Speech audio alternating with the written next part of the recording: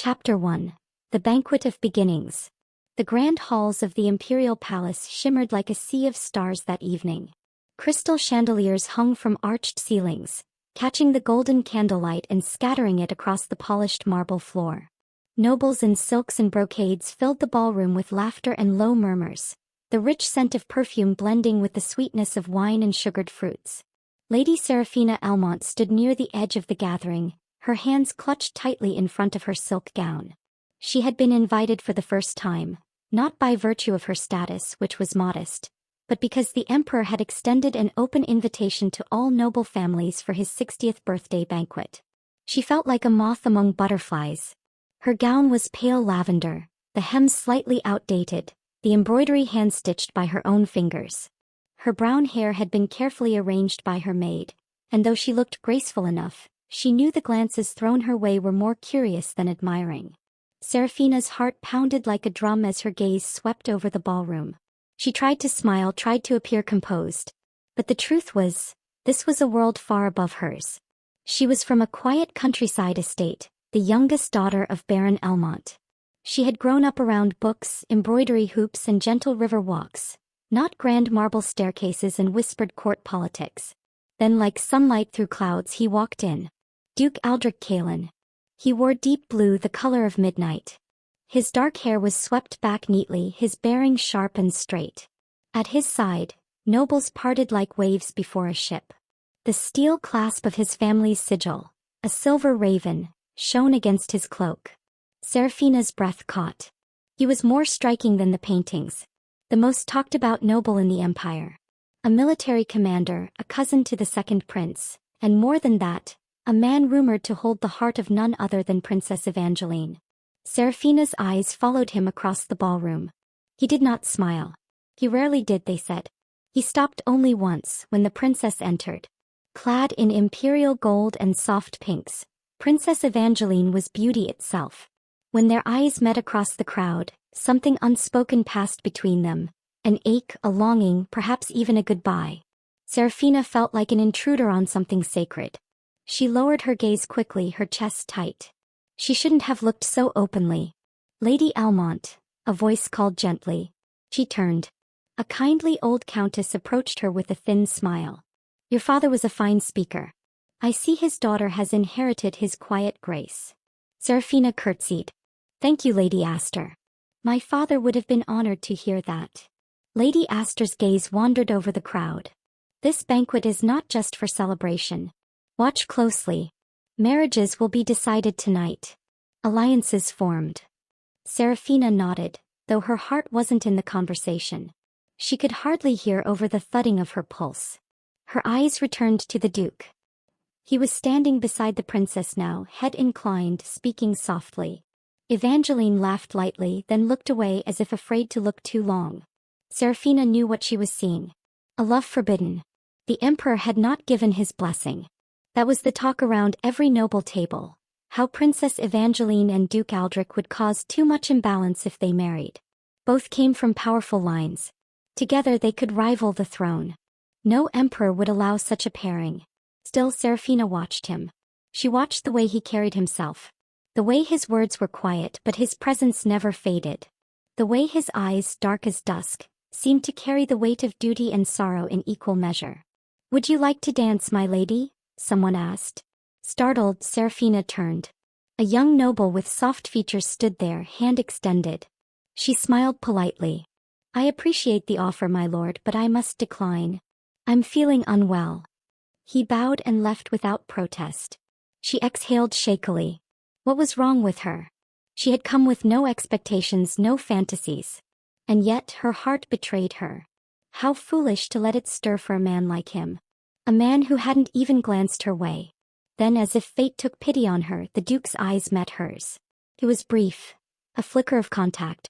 Perhaps he was simply surveying the room. Perhaps he didn't even see her at all. But in that instant Seraphina's heart leapt. And she smiled. Just a little.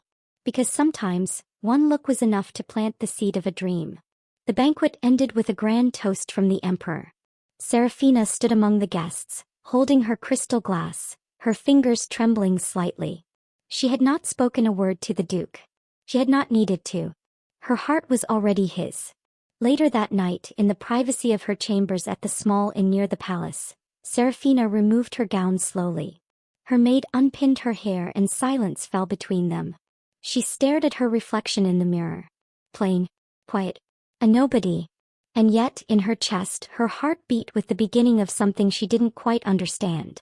"Do you think," she asked quietly, "that a man like him could ever fall in love with someone like me?" Her maid blinked. "Who, my lady?" Seraphina hesitated, then simply shook her head. "No one." She went to bed that night with the image of his eyes still burning in her mind, unaware that the next time she would see those eyes, they would be looking at her not across a ballroom but down an aisle. As her husband. Chapter 2, The Duke's Devotion. Duke Aldric did not believe in sentiment. His father had taught him young, love is a luxury a man of power cannot afford. He had taken that lesson into every battlefield, every political negotiation, every tightly laced noble banquet. But Evangeline, she had not been in the lesson plan. He remembered the first time he saw her 5 winters ago standing on the steps of the Temple of the Moon, her golden hair blowing in the wind, her hands clasped in prayer. She had smiled at him, unafraid, open. And before he could steal his heart, it had already begun to soften. The problem was, they both knew their place in the great machine of the empire. Evangeline, though the emperor's niece, was as much a symbol as she was a woman. Her marriage would be a matter of alliance. Her emotions were rarely permitted to show. Still, moments had passed between them over the years. Shared glances. Long silences. A near touch of fingers at the palace garden once, quickly retracted when a servant approached. Nothing spoken aloud, but enough to know what lived behind each other's eyes. And now, as he rode to the capital the morning after the banquet, his heart burned with the finality of it. He had made his choice. He would ask the emperor for her hand. The throne room was quiet, save for the heavy echo of his boots across marble. The emperor, old but sharp, sat straight in his gilded seat, his expression unreadable. The second prince, Aldric's cousin, stood nearby, hands behind his back, silent. "I presume you know why I've come," Aldric said calmly after bowing. The emperor's gaze flicked toward him. "I know." "Then I'll speak clearly. I wish to marry Princess Evangeline." The silence stretched. "Then, no." Aldric's breath left him, but he did not lower his eyes. "Your Majesty? You are too powerful," the emperor said, voice calm but hard. "A cousin to my son. A beloved commander. If I allow you to marry my niece, you will unite 2 great branches of this realm's nobility under one roof. You could easily sway the court." "I have sworn my loyalty to the empire," Aldric said, his voice tight. "I have never disobeyed you." "I know. And I believe you mean it. But I also know men. Loyalty changes with love. With grief.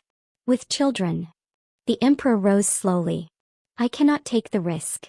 Aldric stood still, every muscle in his body tight with control. "Then, will you at least allow her to refuse others?" "No," the emperor said. "She will marry in spring. To a foreign prince. Her duty is to bind us to the Southern Alliance." Aldric felt as if a knife had been pushed through his ribs. "And you," the emperor continued, "will marry Lady Seraphina Almont." The words struck like a blow. He had met her only once, at the banquet. A quiet girl. Delicate-looking. He had barely noticed her. "She is of no consequence," the emperor said. "She has no strong political ties, no ambitions. She will be a quiet duchess. You need no more." It was an order. Aldric lowered his head slowly. "Yes, your Majesty." As he left the throne room, his footsteps sounded hollow. The warmth of Evangeline's smile haunted him like a ghost. Later that day, he met with Evangeline in the garden they once frequented in stolen moments. She already knew. "I tried," he said quietly. "I know," she replied, her eyes red-rimmed but her voice calm. There were no tears. "Not anymore. You're to be wed by spring." "So are you," she said with a sad smile. "To a gentle girl with a kind heart, they say." He turned away. "I can't love her." "You don't have to." Her voice cracked. "You just have to be kind." He looked at her, then really looked. She was still the same Evangeline, still the woman who knew how to speak with flowers, who memorized battle maps to understand his work, who laughed when everyone else whispered. and she was slipping away from him forever. He reached for her hand, and for once there was no one watching. She let him hold it for one last second. Then she pulled away. The wedding was announced within the week. Lady Seraphina Almont would marry Duke Aldric in 3 months' time. Seraphina sat on her window bench when the letter arrived, sealed with the imperial crest. Her hands trembled as she read it. Her maid watched her quietly. "Well, my lady," she asked. Seraphina could hardly speak. I am to marry the Duke." The maid's eyes widened. "The one from the banquet?" She nodded slowly, numb. "The one who never looked at her. The one who would never love her." She folded the letter and placed it on the table. This was not a dream. This was duty. And she would carry it without complaint, even if it broke her. Chapter 3. The Unwanted Union. The wedding day dawned under a sky the color of ash. A soft drizzle fell across the capital, dampening the stone streets and curling the edges of the rose petals strewn along the palace walkway. The imperial chapel was modest compared to the grandeur of the throne room, yet it held an air of solemn reverence, its vaulted ceiling and golden icons standing witness to countless oaths before gods and kings. Seraphina sat quietly in her chamber, clothed in pale ivory silk. Her veil had not yet been lowered, and her hair had been swept into a simple knot. No jewels. No splendor. She had asked for none. "It's bad luck to cry before the vows," her maid whispered as she secured the veil. Seraphina didn't cry. Not yet. She looked at her reflection and saw not a bride, but a sacrifice dressed in silk. Her hands rested still on her lap. Her eyes were calm, even as her heart raced beneath her bodice. This was the fate chosen for her. Not love. Not even companionship. But duty, unromantic, inescapable, and utterly one-sided. At the other end of the palace, Duke Aldric stood tall in ceremonial uniform. His cloak of deep navy was lined in silver, his blade sheathed at his side, a token of his title as commander of the Northern Legion. To those watching he appeared every bit the noble war hero, controlled, resolute, untouchable. Only those who truly knew him might have noticed the tension in his jaw, the way his fingers clenched beneath his gloves. He had not spoken to Seraphina since the engagement was announced. He hadn't needed to. What could he say? That she was a pawn in the same cruel game? That he could offer her his name but not his heart? There was no kindness in that. The only mercy he could give her now was distance. The chapel bells tolled. Seraphina walked down the aisle with grace. Her father, old and bent with age, leaned heavily on his cane beside her. The guests watched in silence, murmurs and judgments hidden behind fans and smiles. Aldric turned as she approached. He was too handsome. Too cold. She had dreamed once, foolishly, of catching his eye, of being seen. Now he looked at her only because he must. When she stopped before him he bowed slightly. "High lady." "High lord," she whispered. Their hands met, his gloved, hers bare.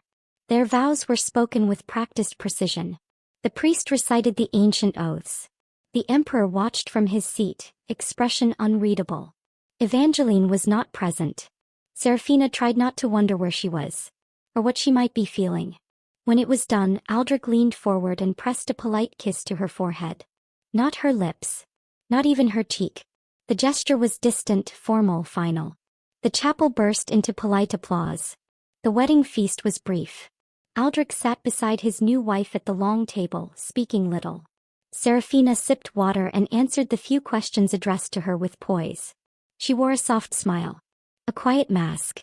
The nobles gossiped. "She's very plain, isn't she? But she'll be obedient. That's what the emperor wanted. Do you think he still longs for the princess?" Seraphina heard it all, every word like a needle under her skin. But she said nothing. Dignity was the only armor she had. When the feast ended, Aldric offered her his arm. "Shall we?" He took it. Her fingers barely touched his sleeve. Their wedding chambers were large and dimly lit, warmed by the fire in the hearth. Aldric closed the door behind them. Silence fell like a curtain between them. Seraphina stood at the center of the room, her veil removed, her gown heavy on her shoulders. Aldric did not move closer. He unfastened his cloak and placed it on the chair. He looked at her, quietly, evenly. "I will not touch you," he said. "Not tonight. Not unless you wish it." Seraphina looked down then up again. Thank you. Pause. I don't expect love from you, Your Grace, she said softly. Only honesty. He inhaled. Then let me begin with this. My heart belongs to another. She already knew. She had always known. She nodded once. I understand. He hesitated before turning away. You may take whichever chambers you like. I won't intrude. If you ever need anything, household matters, travel arrangements, send word. You need not ask in person. Seraphina looked around the grand room and felt smaller than ever. As you wish. That night she sat on the edge of the bed alone, staring at the untouched pillow beside hers. She had married the man she once believed herself lucky to merely glimpse. And yet, there was no joy, no thrill, no quiet promise of a future. Only silence. Only a void. She slipped beneath the sheets, the cold silk unforgiving against her skin. And only then, when she was alone, did her tears begin to fall, quiet, slow, and without resistance. Meanwhile, Aldric stood by the balcony in his study, the cool night air biting at his face. He clutched a letter in his hand, one he would never send. To Evangeline. His eyes closed. He could still see her smile behind his lids. But the paper burned in the hearth moments later, curling into ash. Because he had made his choice. And he would carry it no matter how heavy. Chapter 4. Shadows in the Garden. 3 weeks into her marriage, Seraphina had learned that the grand halls of the ducal estate could be both beautiful and unbearably lonely. Each morning she rose with the sun, her routine unfolding with quiet grace. A walk through the East Gardens, tea with the housekeeper to go over the staff needs, and then long hours tending to estate correspondence, her husband nowhere to be seen. Aldric had taken to leaving before dawn, officially to handle military reports and inspections at the capital garrison. Unofficially, Seraphina knew it was to avoid her. Not that she blamed him. He was polite in the evenings when he returned, briefly greeting her during dinner if they happened to dine at the same time, asking about the estate like a man discussing trade with a stranger. There were no harsh words. No raised voices. Only distance. And that, Seraphina realized, was the cruelest thing of all. The estate's gardens were her only comfort. There the air was different, scented with roses, soil, and the early buds of late spring. She would sit by the stone fountain for hours, sketching flowers or copying lines from books into her journal. The servants had grown fond of her soft presence and unspoken kindness. They began to greet her with warmth and offer small gestures. A pot of rose tea, a rare bloom, a blanket when the winds turned cold. One afternoon, as she trimmed the frost-bitten leaves from a neglected magnolia bush, she overheard 2 maids whispering behind the hedges. She's too kind for him. The Duke's heart is frozen stone. Still pining for the princess, they say. Seraphina didn't move. Her hands kept trimming, steady and quiet. She didn't fault them. They spoke what everyone already knew. That evening after dinner, she found herself wandering into Aldric's study for the first time. He was away again and the door had been left unlocked. The room smelled of parchment, steel, and ink. Maps were rolled and stacked along the side wall. A half-finished letter sat open on his desk, his writing crisp and measured. She didn't mean to read it. But her eyes caught a line. Even if the road we once dreamed of is gone, I carry the memory of you like a blade in my chest. It wasn't signed. She stepped back as if stung. With trembling fingers she closed the letter gently and left the room. That night she dreamt of gardens, ones she could never enter. On the other side of the iron gate stood Aldric and Evangeline, their hands entwined. They turned to her once, just briefly, then walked away as the gate sealed shut. She woke with damp cheeks and an ache that no words could soothe. Despite everything, Seraphina refused to become bitter. She had been unloved before. Forgotten in the halls of her childhood home. Her father had once said, "You have the sort of strength people won't see until they need it." So she poured her days into learning. She studied estate management, history, laws of land and harvest. She spoke with the steward, listened to tenant grievances, and quietly settled a brewing dispute over grazing rights that Aldric hadn't yet addressed. When he returned home 1 week later and found a stack of solved estate matters signed with her seal, he paused. "You handled this?" he asked. She looked up from her embroidery, seated near the hearth. "Yes. I hope that was acceptable." A long pause. "It was more than acceptable.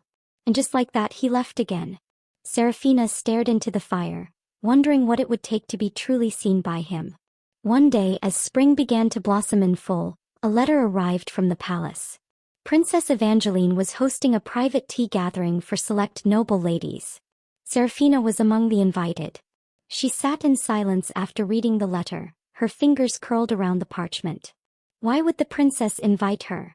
The day of the gathering, Seraphina wore a soft green dress embroidered with lilies, subtle, quiet like her. The palace gardens were awash in pink magnolias and lavender vines. Birds chirped. Ladies laughed behind fans. And Evangeline stood at the center, regal as ever. When Seraphina curtsied before her, the princess smiled gently. "I'm glad you came." Seraphina did not know how to respond. "Your Highness. I'm surprised by your kindness." "I've always admired quiet strength," Evangeline said softly. "And I hear the estate is thriving under your care." Seraphina swallowed. "I only wish to serve my house well." There was a long pause. Then the princess added, "He is difficult. But he's not cruel." "I know," Seraphina whispered. "He is grieving," Evangeline said, barely audible. "Grieving not just me, but the life we thought we'd have. He carries it like a sword. And sometimes, it cuts others without meaning to." Seraphina looked up slowly. "I don't want to be a wound he regrets." Evangeline touched her hand. "Then don't let yourself become one. Be your own beginning." That night, Seraphina sat at her writing desk. She picked up her pen and wrote a letter to Aldric. She didn't know if she would give it to him, but the words needed to come out. "My lord, you owe me nothing. I know where your heart stands and I do not wish to change it. But I ask only this. Allow me to be more than a shadow in your halls. Let me stand beside you not as a stranger, but as someone who can ease the weight you carry. Not for love. Not for duty. But for peace." She folded it gently and placed it inside a drawer. But written. A start. Chapter 5, A Kingdom's Price. The call came on a windswept morning. An urgent messenger arrived at the estate gates, bearing the imperial seal and news of unrest in the western borders. Minor rebellions in the mountain provinces had swelled into organized resistance. The emperor had summoned Duke Aldric to suppress the uprising with immediate effect. Aldric packed within the hour. Seraphina stood at the top of the stairwell, watching silently as his steward rushed to ready his armor, his horse, his men. She didn't ask questions. She didn't plead for time. She knew better than to ask a man like him to stay. Still, she stepped forward as he reached the courtyard, his sword already belted at his hip. "Will you be gone long?" she asked. Aldric turned to face her. For a moment she saw hesitation in his eyes, but it passed quickly. "I cannot say. Possibly months." She nodded, hands clasped. "I'll keep the estate in order until your return." He studied her face.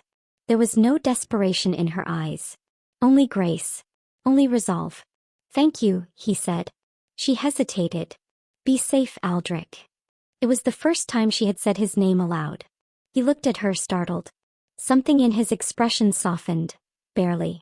"I will." Then he mounted his horse and rode into the gray morning, leaving behind the woman he still didn't understand. The days bled into weeks. Seraphina resumed her duties as Duchess.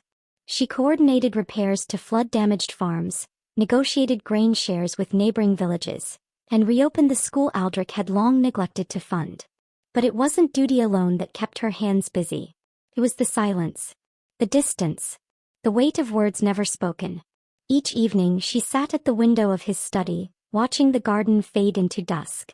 Sometimes she would draft letters she never sent, lines beginning with, "My dear Aldric," and ending in ink-smudged trails of unspoken yearning. She wondered if he thought of her. Then she scolded herself for caring. In the capital the world kept spinning. One letter from the palace arrived weeks later. Princess Evangeline is to be wed to the Crown Prince of Solaris. An alliance between nations. A marriage that would solidify borders. Seraphina sat quietly after reading it. No tears. Just a strange, hollow stillness in her chest. She didn't know if Aldric had heard the news. But she knew what it would do to him. Months passed. Winter fell. And with it, word came from the west. The rebellion had been subdued, but the cost had been high. Many injured. Villages burned. Lives lost. Aldric's name appeared in every report. Valiant, victorious, unwavering. But never once did he write her. Not a single letter. Spring bloomed again. And with it came a messenger. The Duke was returning wounded. A blade to the shoulder during a final ambush. He had survived, but barely. Seraphina stood frozen when she received the news. She didn't ask anyone for help. She simply ordered his chambers to be readied, his bedding changed, his herbs gathered. When his carriage rolled through the estate gates, she was already there. He stepped out slowly, favoring one arm in a sling, his face pale and drawn from pain and exhaustion. Their eyes met. And for the first time in months something shifted. Not longing. Not warmth. But something gentler. Recognition. He bowed slightly. "My lady."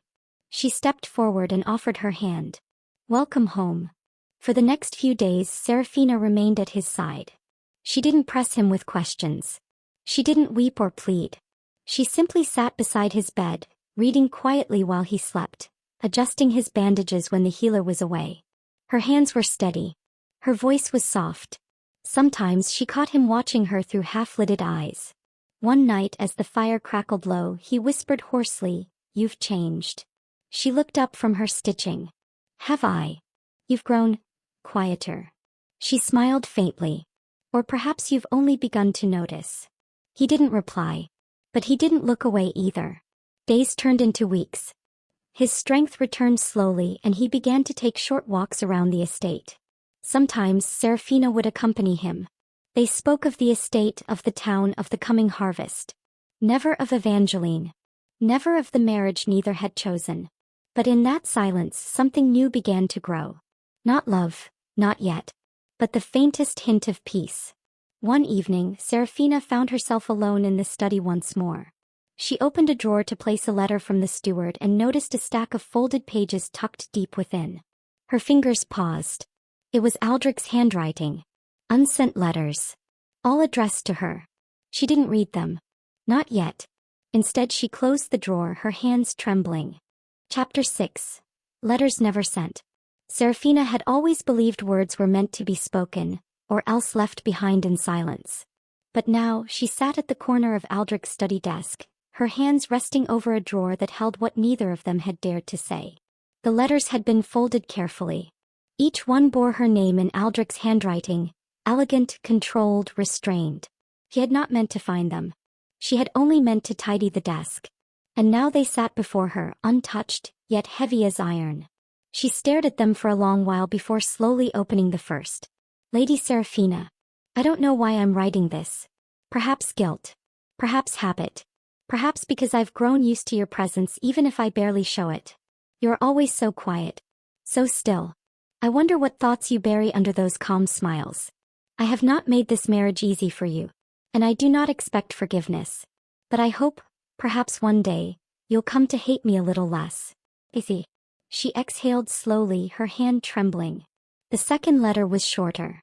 A few weeks later, dated during his campaign. "You asked for honesty. I have no honesty left to give. Only duty. Only battle. Only silence. I cannot give you what you deserve. But I think of you sometimes.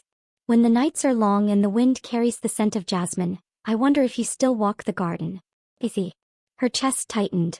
The third letter came after Evangeline's marriage had been announced. "She's gone now. Married to a foreign crown. I thought I would feel empty. Dad, I feel tired. You brought me tea the night I returned. You didn't ask where I'd been. You didn't look at me like I was broken. That was the first time I realized you had become something constant. I still don't know how to speak to you. But I want to try. Izzy." Seraphina covered her mouth, tears rising unbidden. He had thought of her. He had tried. He simply hadn't known how. She placed the letters back carefully, folding them as they were. She didn't take them. She didn't confront him. Instead she went to her room and lit a candle, pulling out her own journal, the one where she had written dozens of unsent letters during his absence. She opened a blank page and began to write. "I never asked you to love me. I only asked you to see me. And now that you have, I don't know whether to be afraid or hopeful. But I'm still here. Still standing beside you. Maybe that's what love is after all." The next morning she found Aldric in the greenhouse, overseeing the repairs to the glass roof damaged by winter storms. He looked better, steadier on his feet, his arm no longer in a sling. When he saw her approach, he seemed surprised. "Are you here for the garden?" he asked. "No," she said quietly. "For you." He paused. "For me." She looked up at him, straight into his eyes. "I found your letters." Silence. He did not look away. "I meant them." "I know," she whispered. "But you never gave them to me." His gaze dropped to the floor. "Because I thought it was too late. That I'd ruined any chance to be more than a shadow in your life." "You haven't," she said, voice soft but sure. "But you have to stop speaking in silence. You have to choose whether you'll remain behind the walls you've built, or let someone inside." Aldric took a step toward her. "You were never a shadow, Seraphina," he said. "I was simply too blind to see you shining." Her heart stilled. "Then let me be seen," she whispered. "Fully. No more pretending." He reached for her hand, slowly, as though afraid she'd disappear. She didn't pull away. That night they sat in the library together. Not as strangers, not as master and mistress, but as two people finally daring to speak without armor. No declarations. Just a single candle between them. And something that perhaps could finally become love. Chapter 7. Return of the Duke. Rain fell gently over the estate the next morning, blurring the windows with silvery mist. The fields beyond the manor rippled under the soft drizzle, the earth breathing after months of drought and winter frost. Inside, Seraphina moved through the halls without the usual heaviness in her step. She had always known how to walk without making noise, how to smile without drawing attention. But today she allowed her footsteps to echo a little louder. Today her heart dared to hope just a little. Last night in the library something had changed. No grand gestures. No promises. But Aldric had looked at her, not through her. He had listened. And that, to Seraphina, was more than she ever thought she'd be given. Aldric, for his part, spent the early morning in silence, seated by the fireplace in his study.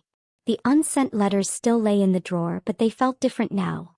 Not like secrets, but confessions long overdue. He remembered the way Seraphina had looked at him last night. Steady, unflinching, kind. Not with longing. Not with pity. But with something gentler. Patience. He was not used to being understood. He had spent years armoring himself with coldness and duty, burying tenderness under layers of command. But she was not like the court. She did not demand or flatter or perform.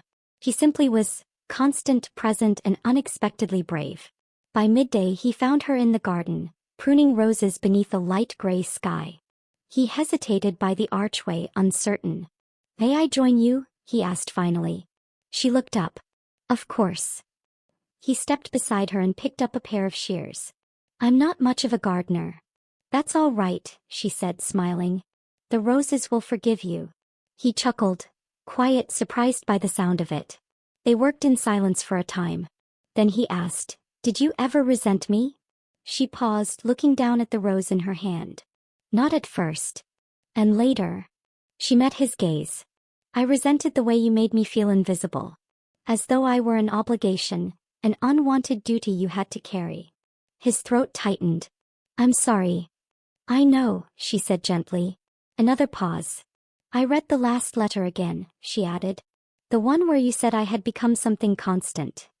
His grip tightened slightly around the shears. "I meant that. I believe you." She stepped closer, her voice steady. "But Aldric, if you only look at me when there's no one else to look for, then don't look at all." He stilled. It was not a demand. It was a plea. "I'm not asking for love," she continued. "Not yet. I'm only asking that if it comes, let it be real. Not something built from silence and guilt." His eyes darkened, not in anger but in something deeper. "You deserve more than guilt. I deserve truth." He dropped the shears. "I was in love with her," he said plainly. "Evangeline. I would have married her if I could. But the life I wanted was denied to me. And for a long time I blamed you." Her eyes flickered. "I know that's unfair," he went on. "You never asked for this marriage either. But I resented you because you stood where she should have stood." A quiet breath. "But now," he said, "when I look at you I don't see her shadow anymore. I see you. And I think, I think I want to know you, Seraphina. Her name and his voice felt different now. Not like a duty. Like a beginning. That evening, Seraphina lit the lanterns in the corridor herself. The manor glowed warm against the rain outside. Aldric joined her at dinner. They sat not at opposite ends of the table but beside each other. The conversation was simple. About the estate's spring plans, the first blooming of the tulips, the stable boy's wild attempt to tame a stubborn mare. But there was laughter. There were glances that lingered. When the meal ended, he walked her to her chamber. At the door he paused. I won't presume, he said softly. But, may I see you tomorrow morning? We could ride to the river. I used to go there as a boy. Seraphina's lips curved upward. I'd like that. He hesitated, then reached out, his fingers brushing hers. Not holding. Just a touch. Good night passed between them without words. And for the first time the halls no longer felt so cold. Chapter 8. The Gala and the Ghost. The invitation arrived on soft cream parchment, edged in gold, sealed with the imperial crest. A spring gala in celebration of the crown princess's first return to the empire since her marriage. All high-ranking nobility required to attend. Seraphina read the letter in silence. She already knew who the crown princess was. Evangeline. When she entered Aldric's study to hand him the invitation, she found him at his desk, flipping through a book he hadn't truly read in days. He looked up and something in his eyes flickered when he saw the crest. She's returning, he said, his voice even. Yes, Seraphina answered. They both knew there was no avoiding it. Not without suspicion. Not without shame. The Emperor expects us to attend, she added gently. Aldric nodded once. Then we will. The night of the gala arrived too quickly. The palace shone like a jeweled lantern, its windows glowing gold in the twilight. Nobles flooded the great hall in shades of emerald, sapphire, and rose. Music drifted through the air, delicate and haunting. Seraphina wore a deep indigo gown, her hair coiled in a crown of braids. The color reminded Aldric of twilight skies, gentle but not dim. She was no longer invisible. She stood beside him with quiet grace as they entered the ballroom, her hand resting lightly on his arm. And then she saw her. Evangeline. Cloaked in silver, radiant as ever. Her beauty had not dulled, but her gaze had hardened, polished by diplomacy, by distance, by duty. Her husband, the crown prince of Solaris, stood at her side with cool nobility. When Evangeline's gaze found Aldric, a stillness passed between them. Then she looked at Seraphina. And she smiled. Not with cruelty. Not with regret. But with something final. The evening passed in slow waves of politeness and dance. Seraphina held her composure as people whispered, glanced, speculated. The Duke's former love and his current wife. How poetic. She danced with minor lords, spoke with duchesses, laughed at harmless jokes. Aldric, ever dutiful, remained near, speaking when spoken to, sipping wine he never finished. But his eyes betrayed him. He looked at Evangeline. And Seraphina saw.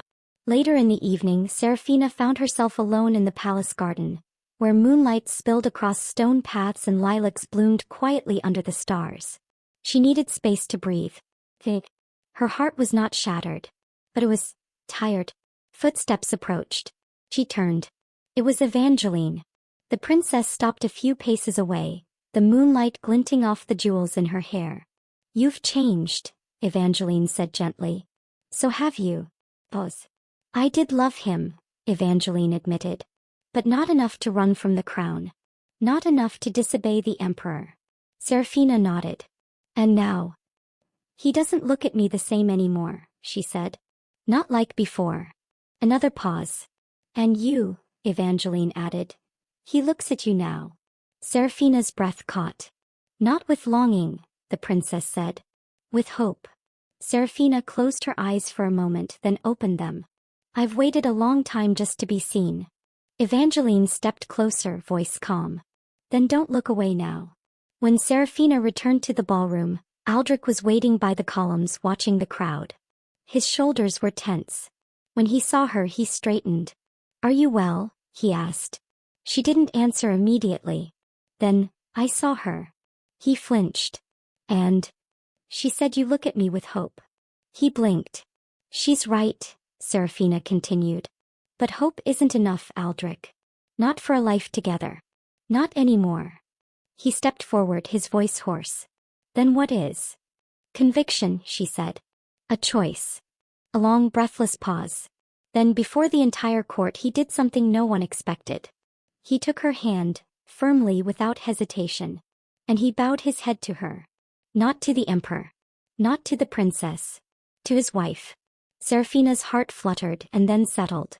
Not with the ache of want, but with the beginning of certainty. Chapter 9, The Promise.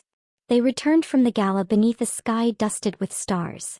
The carriage ride was silent at first, filled not with tension but with a fragile, unfamiliar peace.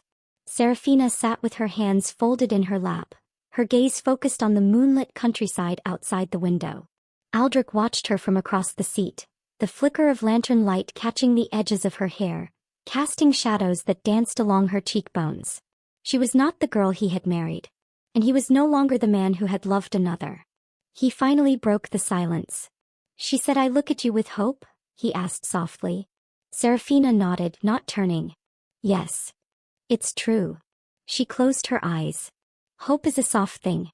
It can die in silence. He leaned forward slightly. Then let me give it a voice. She turned to him, eyes wide and searching. I didn't choose you in the beginning, he said, voice low, rough with truth. But that doesn't mean I can't choose you now. He drew in a breath. I don't know how to love gently, he continued. I wasn't raised for it. I was taught to lead, to command, to endure.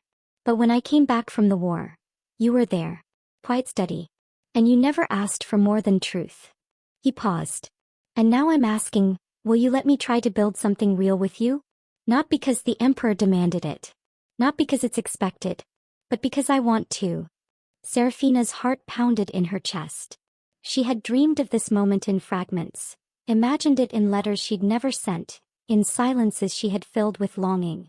But reality was never as perfect as dreams. Reality was raw, late, uncertain. Still, it was his truth. And that mattered more.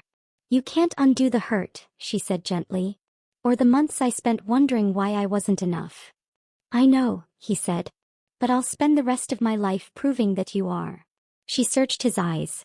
They were no longer distant, no longer haunted by someone else's face.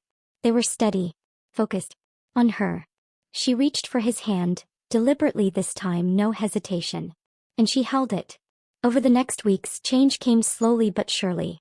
Aldric began to share his days with her, inviting her into council meetings, walking the fields with her as the harvest planning began, sitting beside her in the library as she read poetry aloud. He no longer disappeared without word. He left her notes when duty called him away, small things, have the apples bloomed, or save a place for me at dinner. And Seraphina, for her part, began to lower the last of her walls. She told him about her mother's quiet sadness, her childhood of being the unremarkable daughter. She shared how the estate's garden had once been her only escape. And Aldric listened without judgment, without rushing. One afternoon, as they walked past the riverbank near the edge of the estate, he paused.